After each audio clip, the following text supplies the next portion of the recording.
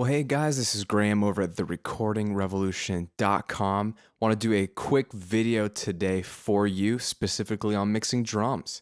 I did a post recently on some drums that I recorded in a living room for a band, before and after raw tracks versus mixed tracks. And I wanted to show you, based on your request, you wanted to see what I was actually doing in the session. So here it is. Here's the video. Let's jump right into it. I got some basic drums here, and this is what they're sounding like right now by themselves.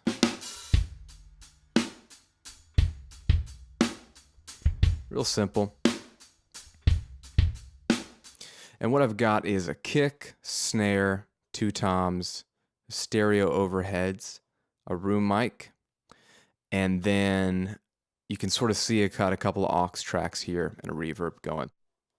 Here are the tracks without any plugins.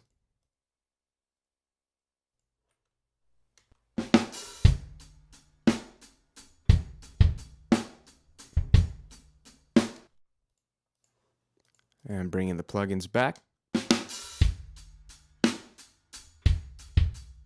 What I've got going on here is some basic EQ and compression techniques, okay? And I just wanted to show you what we're doing. Like here we have the kick drum, okay? Here we got, all I've got is an EQ, and I showed in the post before, I wanted to bring out some more of the low end in the EQ. And some people don't like to do, they would call this an extreme EQ curve. You know, you're hitting 6 dB boost. I don't know what your EQ preferences are. That doesn't bother me at all. I could care less if it's a huge boost or a huge cut. I feel like EQ is a tool, and at the end of the day, all that matters is what it sounds like. So I say don't be afraid in messing around the EQ, but I do tend to agree that if you can cut first, great. If not, again, that's why you can boost and cut in an EQ. But brought out some more low end with an EQ. And then all I did was I wanted some more of that attack on the kick drum. And instead of trying to pull that into the same EQ curve, like jacking that up or something, I decided to take the kick track, send it on a bus to this little aux track called kick. It's supposed to be called kick high, but it's called kick low.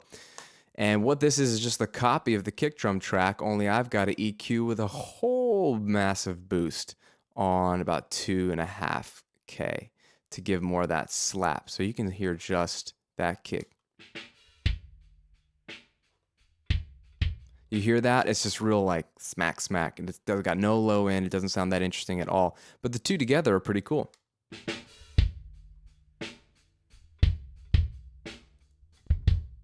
By itself.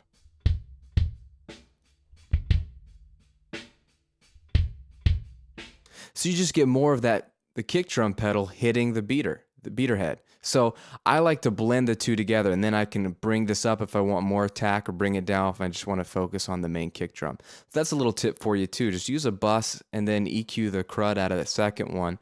And if you notice on both of these guys, I'm using Tapehead from Massey. Now this is a free plugin for Pro Tools users. And there's plugins like this for non-Pro Tools users also. All it is a harmonic distortion, sort of tape analog emulator plugin. And it's real simple. It just adds some grit, some distortion to the signal that you used to get on analog consoles that sounded cool. And I feel like it brings out some of the air and some of the, I don't know, the realism in the track. So I use them on drums all the time. It's really cool. So I've got on the kick here as well.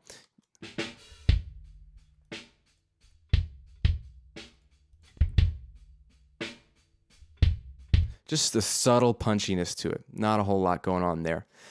Then I've got the snare over here, and you can listen to it by itself.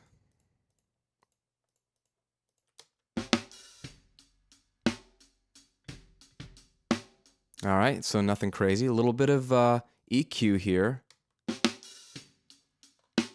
Rolled off some low end. Boosted a little bit here to get some more fatness. And then there was a frequency right here at about 600 that was kind of boxy. You can take a listen. I'll boost it. little ring. So I just pulled that out. And then I shelved up here to bring some air.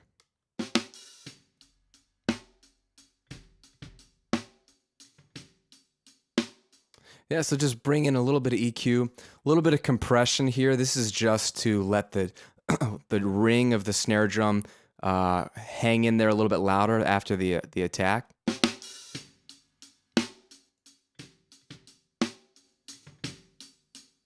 It kind of makes it a little bit fatter.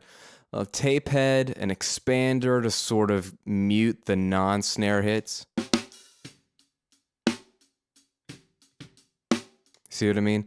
And just kind of get some of that noise out of there a little bit. And then a little bit of a short reverb that I'm using, the new Air reverb that comes with Pro Tools 8 on a cool preset they call Drum Room, but it's a great room reverb.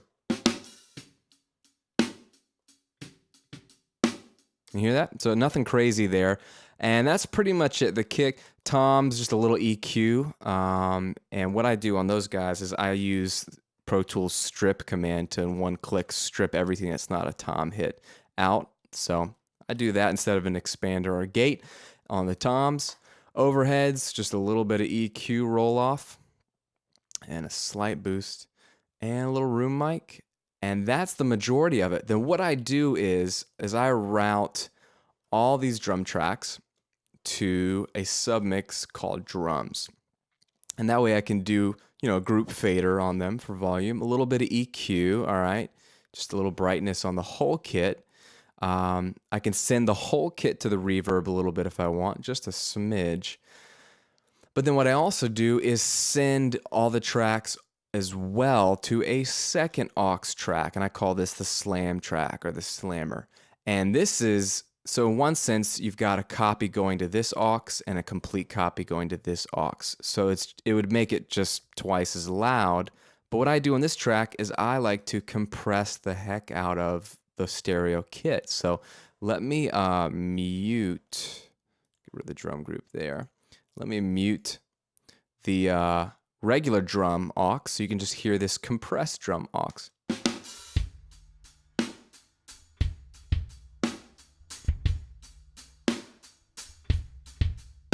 So it's really pumping and it's just squashing any life or any dynamics out of the drums. But what you get is this really cool static fat sound.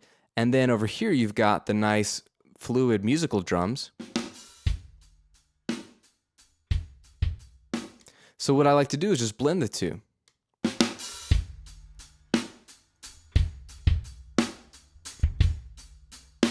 See, you're getting the actual sound of the drums and the dynamics, and it sounds real, but then you can also have that compressed drum sound that I like and is very typical of modern drums. It's fat, and just blend the two to taste so you don't actually reduce or get rid of the life of the drums. You can keep it in there as well. So I just have that slam and EQ, and I get them both going together. And that's all I'm doing with mixing drums. I am trying to take the drums that sounded cool to begin with,